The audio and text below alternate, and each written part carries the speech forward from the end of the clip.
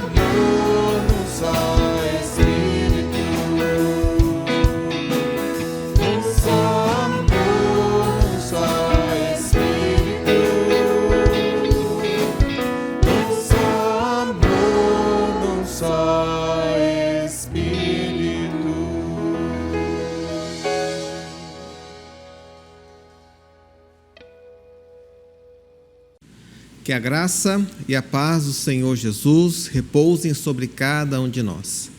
Queridos irmãos e amigos da Igreja Batista em Vilas Boas, é com alegria que mais uma vez nos reunimos espiritualmente para prestarmos culto ao Senhor. Nosso objetivo é que tudo que façamos aqui suba até nosso Deus como cheiro suave e agradável ao seu nome. Louvamos ao Senhor pela oportunidade de fazer este momento de culto ao nosso Deus e sabemos que não é o nosso desejo estarmos separados, mas neste momento é algo que está colocado para nós. Mas alegramos com a oportunidade de louvar e bendizer o Senhor. Então vamos começar com a palavra de oração neste momento. Grande Deus, aqui estamos, Pai, na Tua presença, como Igreja de Jesus, aqui estamos reunidos espiritualmente, para honrar o Teu nome, para declarar que o Senhor é grande, que não há Deus como o Senhor. O Senhor é o Rei dos reis, o Senhor dos senhores, o Deus em cujas mãos está todo o universo. O Senhor conhece nosso passado, presente e futuro, e o Senhor sabe, Pai, o que se passa em cada coração neste momento. E queremos declarar, Pai, a Tua grandeza, declarar como o Senhor é santo, como o Senhor é grande e tremendo. Receba, Pai, neste momento nossa adoração. Declaramos que não há Deus como o Senhor. Declaramos que só Tu és santo. Declaramos, Pai, a Tua grandeza, as Tuas maravilhas. Louvado e bendito seja o nome do Senhor. Receba, Senhor, nossa gratidão, nosso culto neste momento. É o que oramos em nome de Jesus Cristo. Amém. Queridos, façamos agora a leitura da palavra do Senhor.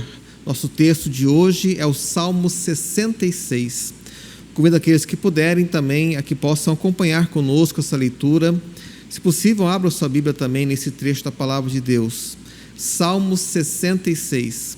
Diz assim a palavra do Senhor: Aclamai a Deus toda a terra, salmodiai a glória do seu nome, dai glória ao seu louvor. Dizei a Deus, que tremendos são os teus feitos, pela grandeza do teu poder, a ti se mostram submissos os teus inimigos. Prostra-se toda a terra perante ti, canta salmos a ti, salmodia o teu nome.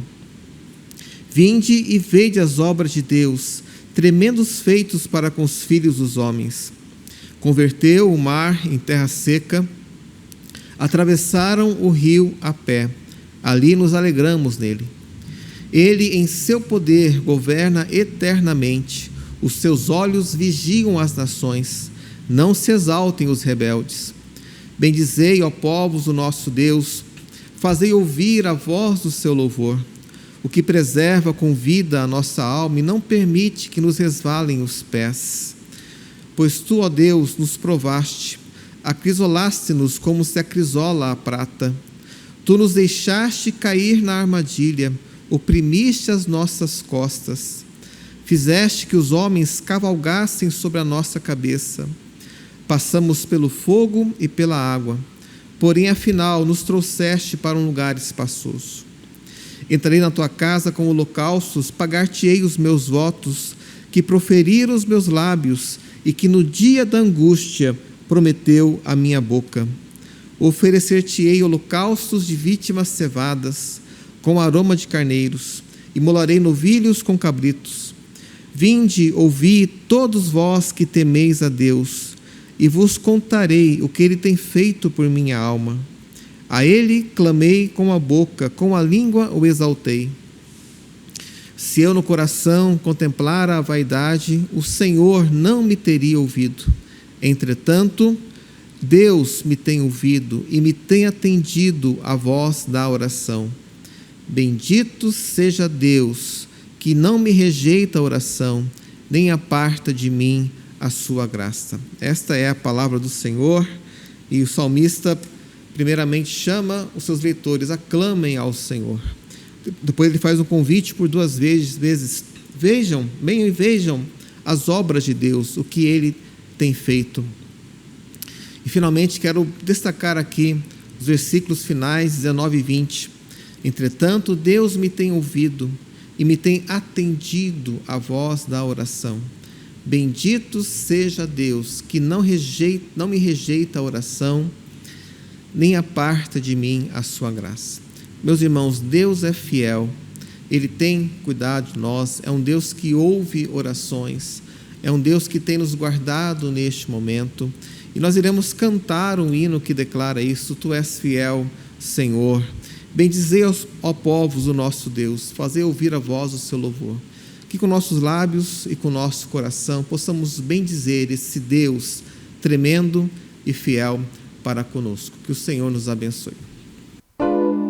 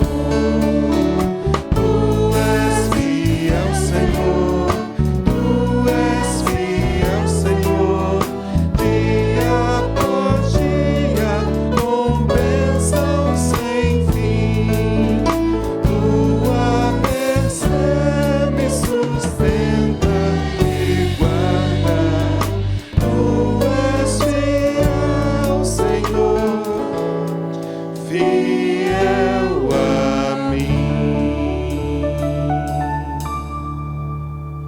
Queridos, façamos agora nossa oração intercessória. Este é o momento que temos para depositar perante o altar de Deus os nossos pedidos, nossas lutas, nossas lágrimas. Nós temos irmãos queridos da nossa igreja que têm passado por lutas muito grandes, especialmente na área de saúde. Alguns outros passam talvez dificuldades financeiras ou familiares. E iremos agora depositar tudo perante o altar do Senhor. E peço também que aqueles que nos assistem, que também no seu coração coloquem a sua luta, o seu clamor. Oremos ao nosso Deus. Deus bendito, aqui estamos novamente como igreja do Senhor. Aqui estamos para interceder ao Senhor, para clamar ao único e grande Deus, o Deus verdadeiro, o Deus criador de todas as coisas, o Deus que conhece toda a nossa vida, conhece a eternidade passada e conhece a eternidade futura. Nada lhe escapa aos seus olhos, Senhor Deus. E aqui estamos para interceder, para clamar especialmente por aqueles que neste momento passam dores, passam pela ansiedade, passam pela dificuldade, que esperam pela cirurgia, pelo tratamento. Senhor, tem misericórdia de cada um nesse sentido, Senhor Deus. Que Tua graça, que Tua mão poderosa repouse sobre cada vida. Conceda aquilo que está em cada coração. O Senhor sabe a luta e pedido de cada um. Pedimos pelos casamentos. Abençoa, Deus, o esposo, a esposa. Abençoa os relacionamentos com os filhos. Que haja harmonia, paz, alegria em cada lar. Que cada casal possa honrar ao Senhor, seguindo a palavra de Deus em tudo aquilo que fazem. Colocamos cada vida, cada família, cada casamento perante o Teu altar de graça agora. Também pedimos ao Senhor pelas dificuldades financeiras do Seu povo, por este momento tão difícil que nós passamos. Pedimos por nossas autoridades, pedimos, Senhor Deus, por discernimento, por decisões corretas. Pedimos que o Senhor venha aliviar, Deus, a dificuldade do nosso povo neste momento. Declaramos que nós confiamos no Senhor, é no Senhor que repousa a nossa fé, e é em Ti que nós esperamos pela solução, Senhor Deus. Então sustenta-nos, abençoa-nos nesse tempo, que possamos ter o entendimento correto de como agir, e pedimos Tua graça sobre esta igreja especialmente. Senhor, não permita que Tuas ovelhas fiquem dispersas, mas que todos tenhamos no coração e na mente o mesmo desejo de servir ao Senhor nesse tempo, de buscar ao Senhor, e que assim, Deus, possamos caminhar de acordo com a Sua vontade. Abençoa-nos, pedimos por misericórdia, e em nome do Senhor Jesus Cristo. Amém. Meus irmãos, vamos agora ainda louvar ao Senhor com mais alguns cânticos, e logo após retornaremos então para a nossa mensagem nesta noite. Que o Senhor nos abençoe.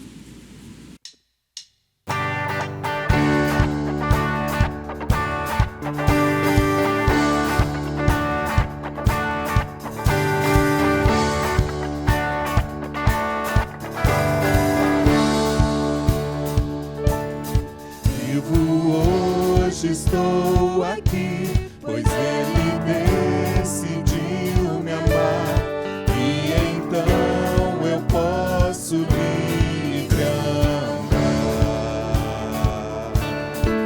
O Seu sangue sobre mim me comprou, me restaurou, sem culpa então me tornou. O passado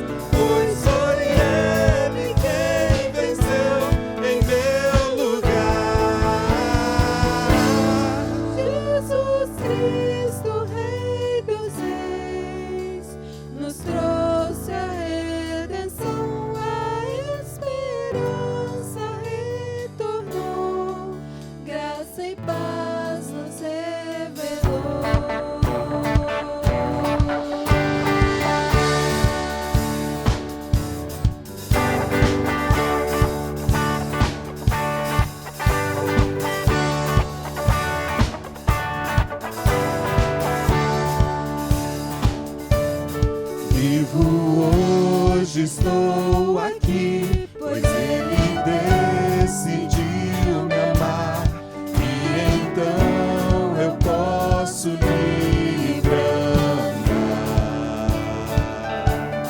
O seu sangue sobre mim me comprou, me restaurou, sem culpa então me tornou. O passado já não mais tem poder, pois novo sou, nele vou viver, posso amar. Toda morte e o sofrer não me assustarão jamais, pois foi Ele quem venceu em meu lugar. Tudo entregar, vou me render, aos seus pés vou me lançar. Tudo entregar, vou me render, aos seus pés vou me lançar. Tudo entregar, vou me render, aos seus pés vou me lançar. Tudo entregar, vou me render, aos seus pés vou me lançar. O passado já não mais tem poder, pois novo sou, nele vou viver, posso amar. Toda morte e o sofrer não me assustarão jamais, pois foi Ele quem venceu em meu lugar. Jesus Cristo, Rei dos Reis, nos trouxe a redenção, a esperança retornou, graça e paz nos revelou. Jesus Cristo, Rei dos Reis, nos trouxe a redenção, a esperança retornou, graça e paz nos revelou.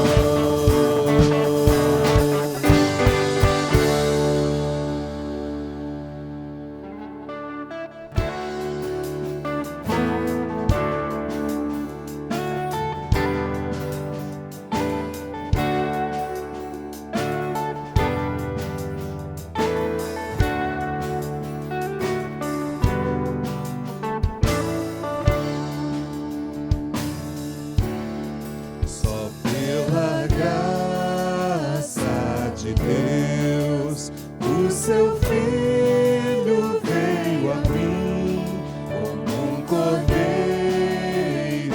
morreu, mas ressurgiu o Rei dos Reis.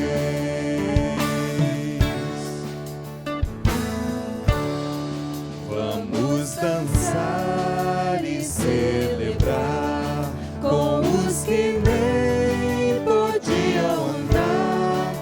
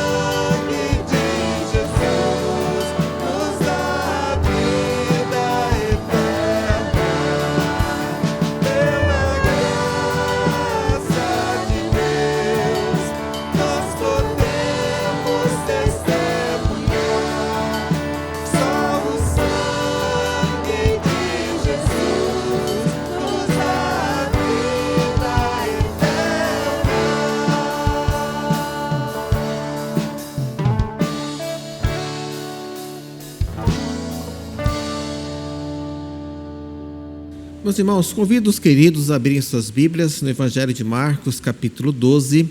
Leremos do versículo 35 a 37. Marcos 12, 35 a 37. Farei leitura na versão revista e atualizada que temos usado aqui. E peço que acompanhem na sua Bíblia essa leitura, se assim for possível. Diz assim a palavra do Senhor. Jesus, ensinando no templo, perguntou: como dizem os escribas que o Cristo é filho de Davi? O próprio Davi falou pelo Espírito Santo. Disse o Senhor ao meu Senhor: assenta-te à minha direita, até que eu ponha os teus inimigos debaixo dos teus pés. O mesmo Davi chama-lhe Senhor. Como, pois, é ele seu filho? E a grande multidão o ouvia com prazer. Até este versículo da palavra do Senhor. E antes de continuarmos, meus queridos, gostaria que repetíssemos nosso texto de sempre, que é o Salmo 119, versículo 18, que assim diz: desvenda os meus olhos, para que eu contemple as maravilhas da tua lei. Que o Senhor nos abençoe neste momento. Meus queridos, o texto que nós lemos está em Marcos capítulo 12, e neste ponto da palavra do Senhor, Jesus está nos últimos dias do seu ministério terreno. Está lá em Jerusalém e dentro em pouco tempo passará pela sua paixão e crucificação. No capítulo 12, ele passou por 3 questionamentos. Primeiro feito pelos fariseus e herodianos, um grupo que foi enviado especificamente para isso, para tentar pegá-lo em uma armadilha, e eles fizeram uma pergunta de cunho político. Depois vieram os saduceus e também tentaram pegar Jesus em alguma situação, em algum erro doutrinário, e fizeram então uma pergunta sobre a doutrina da ressurreição. E finalmente aparece um escriba e faz uma pergunta sobre a lei, sobre o principal mandamento. Parece que neste último, pelo menos, havia ali um sentido mais correto, um questionamento mais correto. Mas então Jesus, nesse ponto, depois que respondeu esses 3 questionamentos, ele próprio faz um questionamento durante seu ensino no templo. Nós temos isso em Marcos 12, versículo 35. Inclusive o verbo colocado aqui no versículo 35 dá a ideia que ele está respondendo a algo que vem anteriormente, ou seja, baseado nos 3 questionamentos que ele sofreu. Agora ele também faz um questionamento sobre a palavra do Senhor. E nesse trecho, então, quando Jesus faz esse questionamento, ele usa um trecho de Salmo, que é o Salmo 110. E algo interessante nesse Salmo, meus irmãos, é que essa passagem, o Salmo 110, é o trecho do Antigo Testamento que mais vezes é citado no Novo Testamento. Aparece nos evangelhos, aparece nas cartas também. Então, sempre há um tipo de referência a esse versículo. Este Salmo 110 é um salmo messiânico que fala a respeito do Messias. E no Salmo 110 nós temos ali o Messias vindo como rei. Ele vai se assentar à direita de Deus e também vem como sacerdote. E Jesus cumpriu esses 2 ofícios, como rei e como sacerdote, também como profeta, porque ele trouxe a palavra de Deus para nós. Então o Salmo 110 é um salmo messiânico e ele tem o seu pleno cumprimento na pessoa de Jesus Cristo. Baseado em como Jesus usa o Salmo 110 aqui, gostaria de pensar com os irmãos sobre 3 lições, como devemos usar as Escrituras, como Jesus também usou as Escrituras, também como isso se aplica a nós. O primeiro ponto que quero colocar aqui, meus irmãos, baseado nesse texto, é que Jesus entende a Bíblia como um livro divino humano. Isso pode parecer à primeira vista algo estranho para nós, mas veja como Jesus se referiu aqui no verso 36, a respeito de Davi, que foi quem escreveu o Salmo 110. Ele assim disse: o próprio Davi falou pelo Espírito Santo. Literalmente, no grego, a preposição usada é em, seria no Espírito, embora essa preposição também possa ter o sentido de por, mas o sentido básico dele é no Espírito Santo. Davi estava cheio do Espírito Santo nesse momento. Há uma outra versão que coloca assim: Davi falou movido pelo Espírito Santo. O Espírito Santo então moveu a escrever o que estava ali no Salmo 110. Quando falamos sobre isso, sempre lembramos da segunda carta de Pedro, em que lá o apóstolo coloca que as profecias, a palavra de Deus, foi escrita por homens, sim, homens santos, mas eles foram movidos, e a palavra movidos ali é uma palavra utilizada para o vento quando vai empurrando um barco à vela. Ele vai movendo aquela vela com o seu sopro, com a sua força, para chegar então a um determinado ponto. E Jesus também assim entende. É Davi quem escreve, é Davi que falou, mas ele foi movido, foi inspirado pelo Espírito Santo a então colocar aqui. A inspiração é do Espírito, e Jesus concede autoridade à palavra do Senhor, quando ele também assim afirma.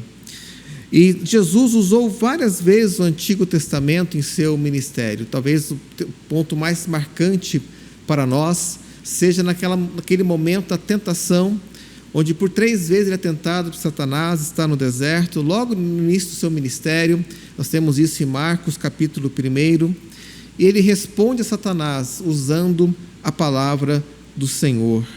Pouquinho antes, ainda em Marcos capítulo 12, quando Jesus responde aos questionamentos dos saduceus, ele também usa um texto do Antigo Testamento, justamente um texto de Êxodo, que era um trecho da Bíblia, uma parte da Bíblia, em que os saduceus acreditavam. Aquele grupo religioso, aquela seita religiosa, não cria em todo o Antigo Testamento, mas somente em parte no Pentateuco. Meus irmãos, então foi o Espírito Santo quem inspirou a palavra do Senhor. Foi o Espírito Santo quem moveu pessoas a escreverem aquilo que está aqui escrito. Então ele é um livro divino, tem origem divina. Nós nunca podemos perder em foco essa grande verdade que está até mesmo na palavra do Senhor, que é o Espírito Santo quem inspira, e não somente isso, é o Espírito Santo quem ilumina nossos olhos para que possamos compreender a palavra do Senhor. É Ele quem inspirou, Ele quem ilumina. É por isso que gosto também de repetir aquele texto sempre antes das minhas mensagens. É uma oração particular a Deus, para que possamos ter um conhecimento, uma melhor compreensão daquilo que o Espírito Santo fez. E a minha fé de que é o Espírito quem faz isso em nós. O Salmo 110 foi escrito por Davi, inspirado pelo Espírito Santo, mas um homem escreveu. Escreveu em um certo contexto, escreveu usando uma certa língua, uma certa linguagem também ali no momento em que ele estava, escreveu por um certo propósito, mas ainda assim é a palavra do Senhor. E quando os homens olham para a palavra de Deus e não entendem esse duplo aspecto, que é quase uma oposição, inspirado por Deus, escrita por homens, quando teólogos e homens olham então para a palavra do Senhor e não percebem o que vou chamar aqui de paradoxo da palavra, acabam errando, acabam dando apenas o valor humano à palavra de Deus. Também precisamos entender que a Bíblia não caiu pronta do céu, ela foi produzida por pessoas inspiradas pelo Espírito Santo, foi divinamente preservada para nós e é a espada do Espírito hoje, é a palavra de Deus hoje para nós, e aqui podemos conhecer então aquilo que Deus quer de nossas vidas. Usei o termo paradoxo, é um termo meio estranho à nossa linguagem de igreja, mas vou usar essa palavra em alguns momentos aqui do meu sermão. E preciso então definir o que é paradoxo. E vou colocar assim uma definição bastante simples. Paradoxo é uma verdade demonstrada por uma oposição. Nós temos isso em alguns momentos da palavra do Senhor. Por exemplo, Jesus Cristo falou: aquele que quer guardar a sua vida, perdê-la-á. Há uma oposição ali de conceitos. E de uma certa forma podemos também olhar para a Bíblia e perceber isso. É inspiração divina. O Espírito Santo usou homens para então escrever. Não podemos deixar nem um lado nem o outro dessa verdade que está aqui colocada na palavra de Deus. Quero caminhar aqui, quero ir para o segundo ponto da mensagem, meus irmãos. Então, Jesus entendeu assim, o próprio Davi falou pelo Espírito Santo, são palavras de Jesus que estão aqui no versículo 36. Mas há algo muito importante que temos que entender, que a palavra do Senhor, ela tem como base a Trindade, o Deus Trino, e nós vemos isso, a Trindade sendo revelada nas páginas das Escrituras Sagradas, mas elas apontam para Jesus Cristo. Então a Bíblia é interpretada à luz do evento Jesus. Jesus, ao citar aqui Salmo 110, indiretamente está referindo-se a si mesmo. Ele vai mostrar como aqueles fariseus, como os escribas mais especificamente, que conheciam a lei, conheciam a palavra, não puderam compreender que Jesus era o Filho de Deus que estava perante os seus olhos. Jesus, o Logos, a palavra encarnada, estava perante os olhos daqueles homens e eles não puderam compreender. Jesus aqui cita então o Salmo 110, deixe-me voltar a este ponto, meus irmãos, e diz aqui no versículo 36 a citação de Jesus. Disse o Senhor ao meu Senhor. Aqui em nossa tradução é a mesma palavra, Senhor e Senhor, também é assim no texto grego, mas no texto em hebraico, no Salmo 110, o primeiro Senhor é Javé e o segundo é Adonai. A primeira expressão Yavé, ou Jeová, ou Javé, se refere ao próprio Deus, o Criador, e Adonai, uma expressão mais genérica para Senhor, mas que aqui no Salmo 110 também é um título divino. O Senhor disse ao Senhor. Como pode isso então acontecer? Nós temos um paralelo nisso, meus irmãos, em João capítulo 1, primeiro versículo da Bíblia, algumas semanas atrás, podemos explicar algo sobre aquele texto, em que lá diz, no princípio era o Verbo, e o Verbo estava com Deus, e o Verbo era Deus. Como que o Verbo pode ser Deus e ao mesmo tempo estar com Deus? Aqui está revelado a doutrina da Trindade, há um só Deus que subsiste eternamente em três pessoas. Também nesse sentido temos aqui em Salmo 110, Deus Pai falando para o Filho, assenta-te à minha direita, até que eu ponha os teus inimigos debaixo dos teus pés. E o que Jesus está demonstrando aqui, a questão colocada por Jesus, pode ser também assim resumida. Como que o filho de Davi, ou seja, o descendente de Davi, que é um ser humano, pode ser chamado também de Senhor, como um título divino? Como ele pode ser ao mesmo tempo um homem, filho de Davi, descendente de Davi, e ao mesmo tempo ser Deus, o Senhor assentado à direita de Deus? Esse, novamente, usar aquele termo, é o paradoxo de Jesus Cristo. Ele é, ao mesmo tempo, Deus e ser humano. Aqui temos a doutrina da dupla natureza de Cristo. É uma doutrina profunda, revelada especialmente aqui nas páginas do Novo Testamento. E aqueles fariseus, aqueles escribas, que estavam interpelando Jesus, que estavam questionando Jesus, que até conheciam a letra da palavra, não puderam reconhecer em Jesus ali como Filho de Deus. Olharam para ele apenas um ser humano, um carpinteiro, um agitador, alguém que veio tirar a autoridade dos fariseus, dos saduceus, da liderança religiosa. Olhavam para Jesus e viam um estorvo, talvez para alguns um profeta, alguém até de fato comissionado por Deus para algum tipo de ministério, mas olhavam para Jesus e não chegavam à realidade que aquele homem era ao mesmo tempo Deus. Esta verdade que está sendo exposta por Jesus, é esta questão levantada por Jesus Cristo aqui nesse ponto, que ele era o descendente de Davi e ao mesmo tempo ele era Deus. O verso 37 assim diz: o mesmo Davi chama-lhe Senhor. Como, pois, é ele seu filho? Como pode ser um homem, um descendente de Davi, e ao mesmo tempo ser Deus? E ainda hoje, meus queridos, essa questão permanece, porque nós pregamos Jesus como Filho de Deus, o Deus que se tornou ser humano, Deus Emanuel, Deus conosco. o Deus que viveu a nossa vida, mas de maneira perfeita, diferente de nós, uma vida completamente sem pecado. Ele viveu, ele passou pelas lutas, passou pelo choro, passou pela dor, passou pela tentação, pelas dificuldades diversas da vida, mas nunca pecou.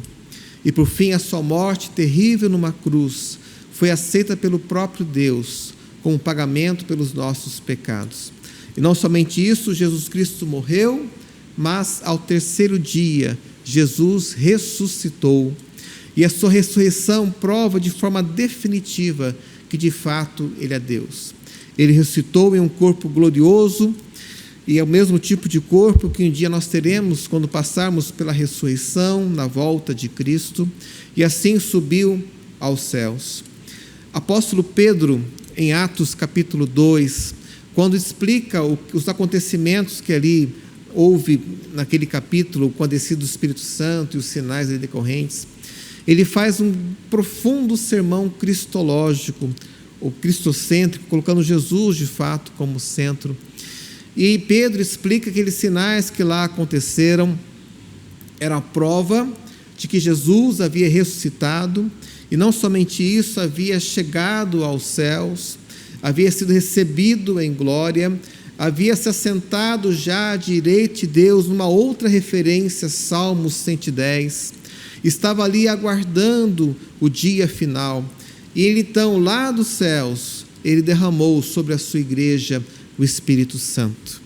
Lá Pedro também usa uma referência aqui a Salmo 110. Então Jesus é Deus, e ao mesmo tempo foi um ser humano, como nós também aqui somos.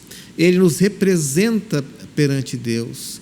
Na cruz, ele nos representou como ser humano, pagando o preço do nosso pecado. E na cruz, como Deus, ele fez o sacrifício perfeito para aplacar a ira do próprio Deus. Jesus, então, aqui, de acordo com o Salmo 110, citado por Jesus Cristo, nesse paradoxo da dupla natureza de Cristo, sendo homem e sendo Deus, está hoje nos céus, assentado em glória, mas está aguardando um tempo até que seus inimigos sejam colocados debaixo dos seus pés. E, meus irmãos, como nós também aguardamos esse dia glorioso, existem aqueles que são inimigos de Jesus Cristo, existem aqueles que são salvos por Jesus, mas há aqueles que são inimigos de Jesus Cristo. Paulo cita uma expressão interessante em Filipenses. Ele diz: aqueles que são inimigos da cruz. Eram aqueles falsos mestres que causavam perturbação dentro da igreja.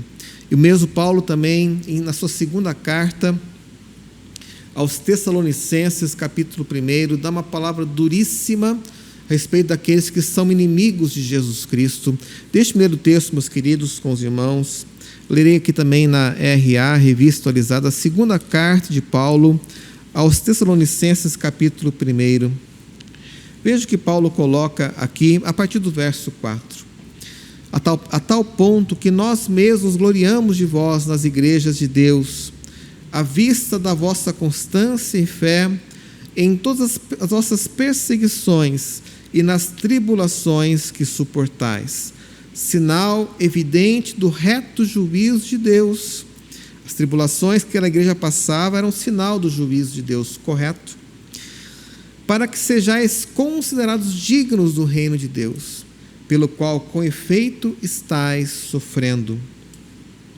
Se de fato é justo para com Deus que Ele dê em paga tribulação aos que vos atribulam, e a vós outros que sois atribulados, alívio juntamente conosco, quando do céu se manifestar o Senhor Jesus, com os anjos do seu poder, em chama de fogo, tomando vingança contra os que não conhecem a Deus e contra os que não obedecem ao Evangelho de nosso Senhor Jesus. Estes são os inimigos de Jesus, de Deus.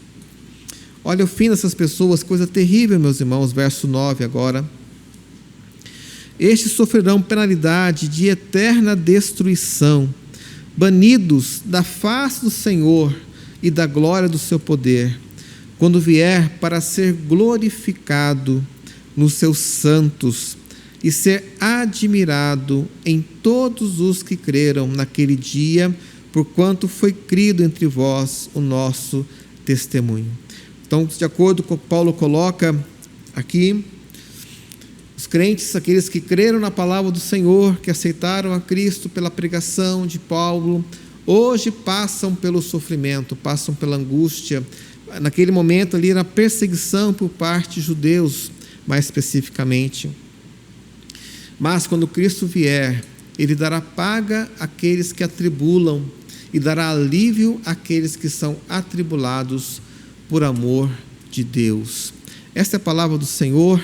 Ainda nessa carta, meus irmãos, no capítulo 2, ainda, Paulo diz algo mais, que quando Deus permitir que o anticristo apareça neste mundo, Ele nos guardará os crentes que ali estiverem, mas permitirá que aqueles que não creem em Deus, que não quiseram aceitar a verdade do Senhor, os inimigos de Jesus, sejam enganados por aquele anticristo e vão servi-lo.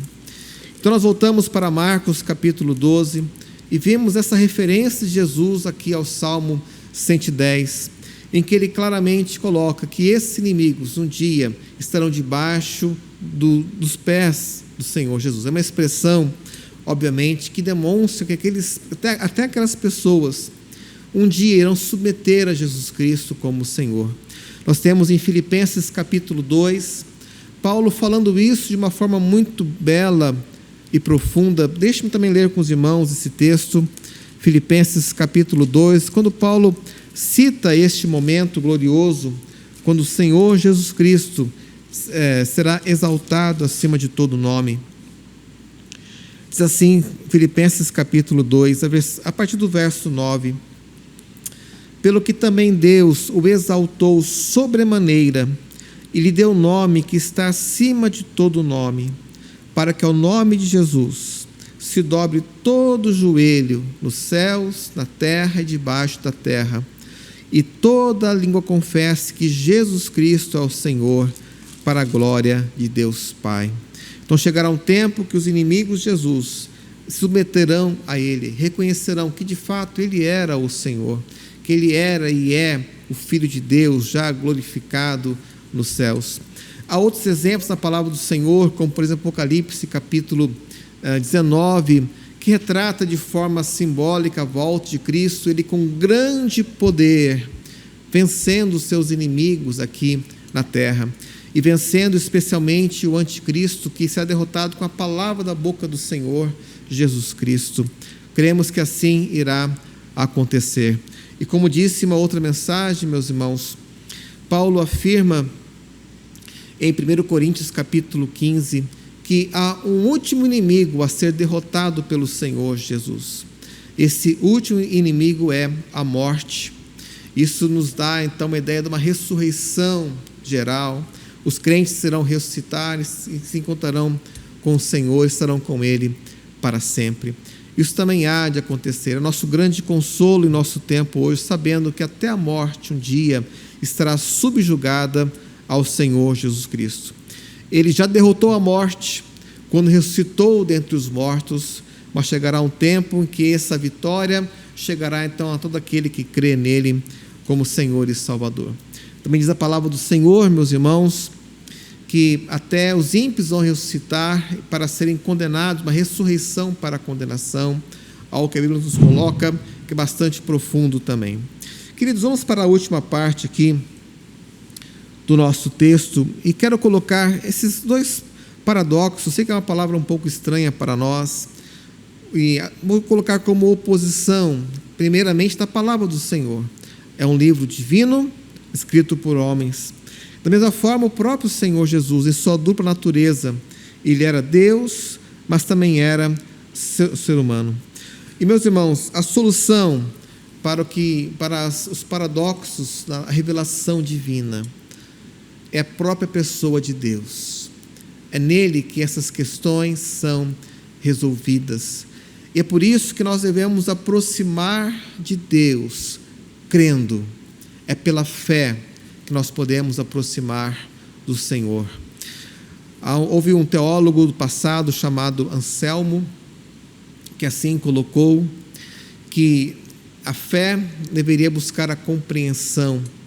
Nós não precisamos resolver todas as questões antes de crer no Senhor Jesus, antes de crer na palavra de Deus. Nós primeiramente cremos, aceitamos aquilo que é revelado por Deus. Nós confiamos nossa vida nas mãos de Deus. E a fé então busca a compreensão. E essa compreensão passa necessariamente pelo caminho da fé. E ela se resolve pelas palavras, primeiramente pelas palavras das Escrituras Sagradas hoje, mas especialmente na pessoa do próprio Deus. Precisamos ter fé para nos aproximarmos do Senhor. Chegará um momento aqui em nossa exposição de Marcos que veremos Jesus na cruz e lá as autoridades dizendo: desta cruz então iremos crer no Senhor. Era uma blasfêmia, era um deboche em relação a Jesus Cristo, uma zombaria, mas ali há algo a respeito do que é crer. Nós primeiramente cremos para depois compreendermos o que Deus revelou, como o Senhor se colocou para nós. E quero terminar minha palavra aqui citando Hebreus capítulo 11, que é o grande capítulo da fé. Veja como o autor de Hebreus coloca isso no versículo 6 do capítulo 11. Sem fé é impossível agradar a Deus, pois é necessário que o que se chega a Deus creia que há Deus e que se mostra remunerador dos que o buscam. Estou lendo uma versão que não é tão usual, uma versão da Sociedade Britânica, e fiz isso de propósito porque as expressões são bem interessantes aqui.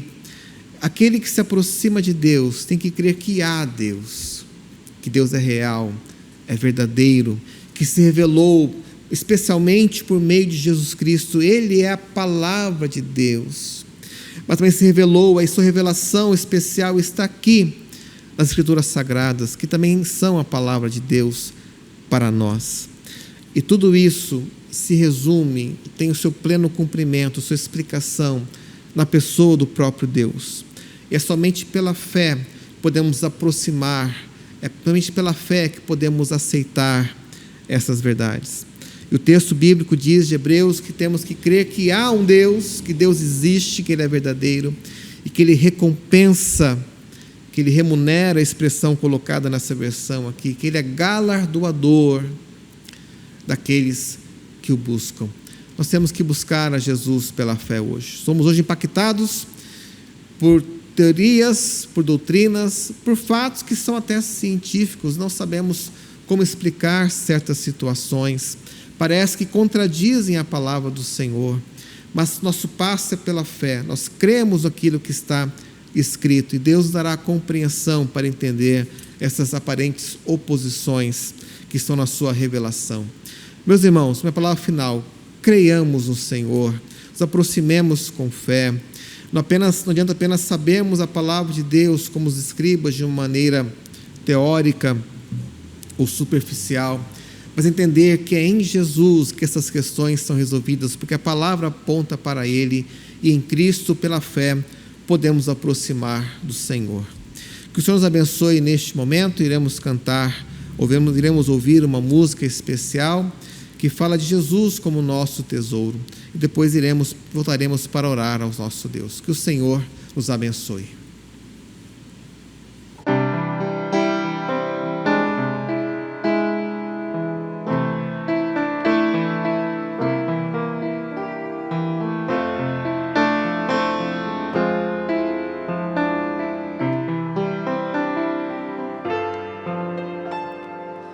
Onde quer que seja aqui, escondas teu tesouro, ali também está teu coração.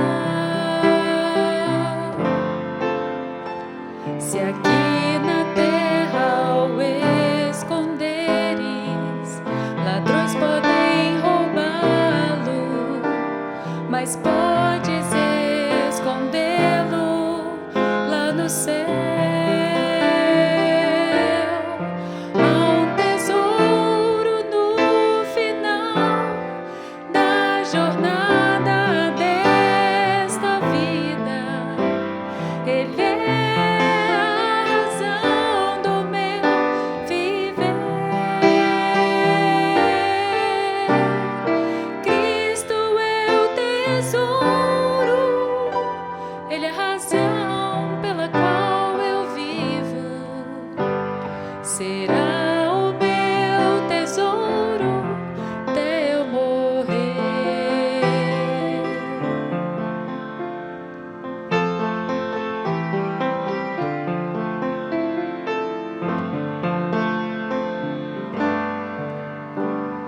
Se pensas hoje aonde vais, ou qual será o caminho, a Bíblia é um mapa para todos nós.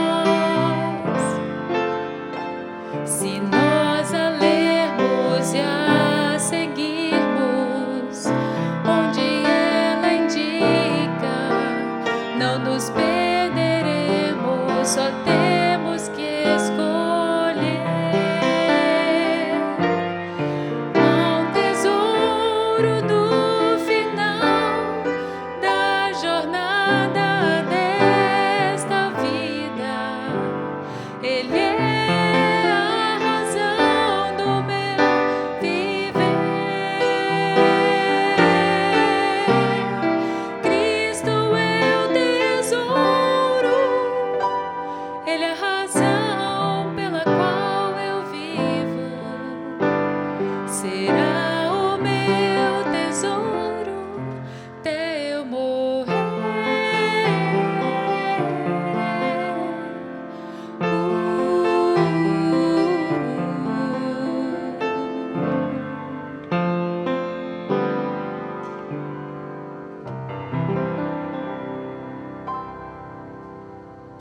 Meus irmãos, Jesus é o nosso tesouro, é nele que nós estamos, Ele é o nosso objetivo, a Ele devemos buscar de todo o nosso coração.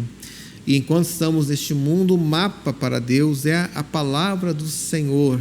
Como vimos aqui no texto de Marcos, capítulo 12, Jesus deu autoridade à palavra, Ele reconheceu a inspiração divina, Ele explicou a palavra, tendo em vista a sua própria pessoa como Filho de Deus. Que o Senhor abençoe a sua igreja, possamos caminhar juntos pela fé em Cristo Jesus, que não nos animemos a fé, meus irmãos, mas que haja um aconselhamento mútuo, uma ajuda mútua nesse sentido, um ânimo mútuo a cada um, que a igreja se encaminhe até o momento, possamos reunir fisicamente novamente, e mais ainda, até aquele último grande dia, quando o Senhor Jesus voltará e cumprirá a sua palavra de maneira cabal. Oremos ao nosso Deus. Pai querido, obrigado pela Tua palavra, obrigado, Senhor Deus, por aquilo que Jesus trouxe para nós, a revelação divina. Como é bom servir ao Senhor, como é bom crer no Senhor. Obrigado pela fé, obrigado, Deus, pelo Teu agir em nossa vida. Abençoa o Teu povo, Senhor Deus, e que o amor de Deus Pai, a graça de Jesus e a comunhão do Espírito Santo estejam sobre cada um de nós. Amém. Que o Senhor nos abençoe.